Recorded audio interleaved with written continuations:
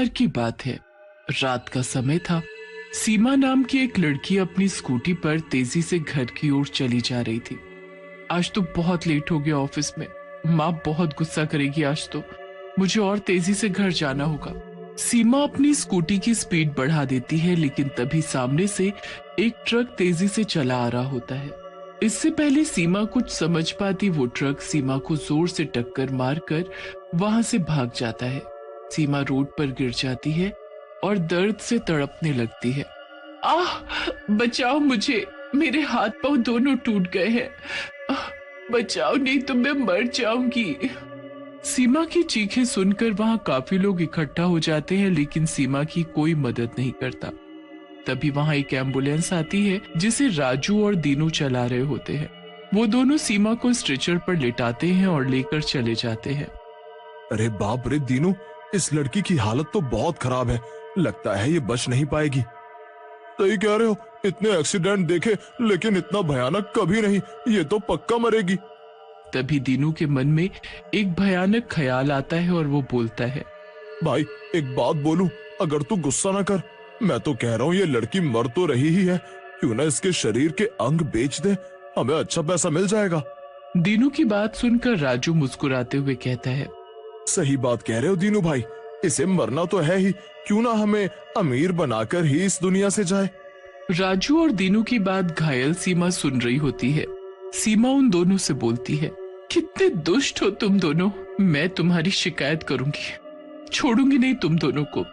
सीमा की बात सुनकर दीनू हंसते हुए बोलता है, मरने वाली है लेकिन अकड़ नहीं जा रही, किससे शिकायत करेगी, तू तो वैसे ही मरने वाली है।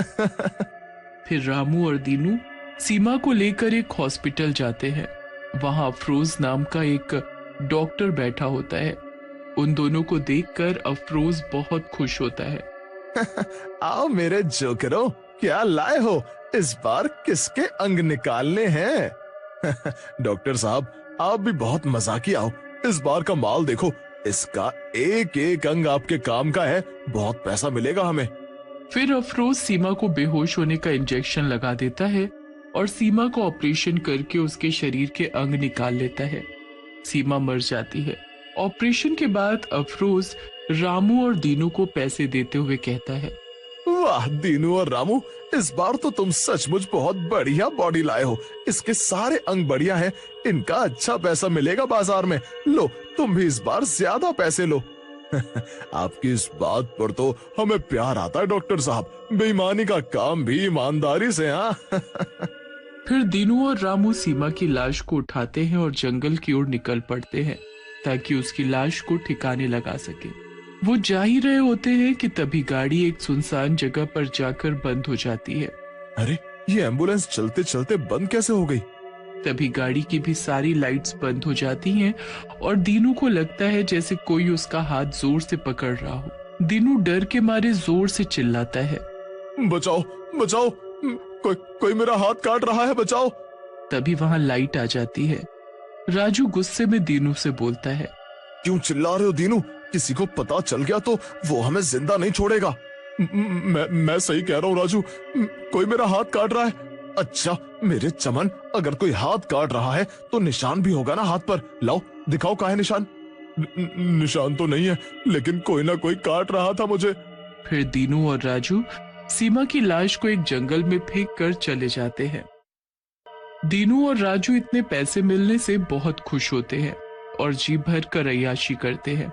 वो एक बार में जाते हैं और नाचने लगते हैं। मजा आ गया दीनू भाई, इस बार के सामान में पैसे अच्छे मिल गए। सही कह रहे हो, उस लड़की के अंगों का अच्छा पैसा मिल गया हमें। राजू और दीनू नाच रहे होते हैं कि तभी दीनू को वही सीमा लड़की दिखती है। पहले तो वो उसे नजरों का धोखा समझकर कुछ नहीं बोलता। तभी दीनू को जोर से थप्पड़ लगता है और वो गिर जाता है। मत मारो मुझे माफ कर दो, मत मारो। दीनू की हालत देखकर बार में बैठे और लोग भी हंसने लगते हैं। राजू दीनू को वहां से लेकर उसके घर की तरफ भाग जाता है। दीनू तुम कुछ दिन आराम कर लो, लगता है काम करके थक गए हो, नहीं तो एक दिन पागल हो जाओगे। फिर राजू दीनू को घर में सुलाकर वहां से चला जाता है। दीनू सो रहा होता है, तभी उसके सपने में सीमा चुड़ैल के रूप में आती है और बोलती है, दुष्ट, मुझे मेरा दिल वापस दे, नहीं तो मैं तुझे जिंदा नहीं छोड़ूंगी। ऐसा कहकर सीमा दीनू का गला दबाने लगती है। दीनू उठ जाता है लेकिन उसे कोई नहीं दिखता। अगले दिन वो रात की सारी घटना राजू को बताता है, जिसे सुनकर राजू भी घबरा जाता है। दीनू, तेरी बातें सुनकर तो मुझे भी डर लग रहा है। हमें डॉक्टर अफरोज से इस बारे में बात करनी चाहिए और सीमा के दिल को ढूंढना होगा। फिर राजू और दीनू डॉक्टर अफरोज से मिलने के लिए उसके हॉस्पिटल जाते हैं, लेकिन अफरोज के हॉस्पिटल के सामने बहुत भीड़ लगी होती है। अरे, ये हॉस्पिटल के सामने इतनी भीड़ कैसी? क्या हुआ हॉस्पिटल में? कहीं अफरोज पकड़ा तो नहीं गया? राजू, शुभ शुभ बोल, वो पकड़ा गया तो हम भी मरेंगे उसके साथ। पुलिस वाले बहुत मारते हैं भाई। फिर राजू और दीनू हॉस्पिटल के अंदर घुस जाते हैं। हॉस्पिटल में अफरोज की लाश पड़ी होती है और उसकी लाश में से दिल गायब होता है। राजू वहां खड़ी नर्स से पूछता है, अरे नर्स जी, ये डॉक्टर अफरोज को क्या हो गया और उनके शरीर की ऐसी हालत? पता नहीं भैया, रात में किसी ने इनको मारकर इनका दिल चोरी कर लिया। पता नहीं कौन था वो, जिसे बिल्कुल दया नहीं आई, मार दिया इन्हें। फिर राजू और दीनू चुपके से अफरोज के केबिन में घुस जाते हैं और उसकी डायरी को उठा लेते हैं और डायरी उठाकर हॉस्पिटल से बाहर आ जाते हैं। राजू डायरी देखने लगता है और खुश हो जाता है। दीनू भाई, अपना काम बन गया। इस डॉक्टर अफरोज ने जिसे जिसे अंग लगाए हैं उसका पता इनमें दिया है। फिर उस रात दीनू और राजू एक साथ दीनू के घर पर ही सो जाते हैं। रात में सीमा चुड़ैल के रूप में वहां आती है और दीनू को उठाकर पटक देती है।